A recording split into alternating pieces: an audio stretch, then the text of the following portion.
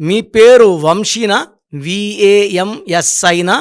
ఈ వంశీ అనే పేరులో 19 నంబర్ ఉంది.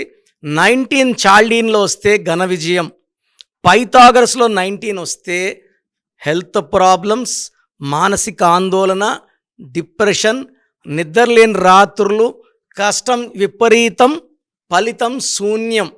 సో ఈ 19 నంబర్ పైథాగరస్లో ఎవరున్నా కూడా ఫెయిల్యూర్స్లోకి వెళ్తారు.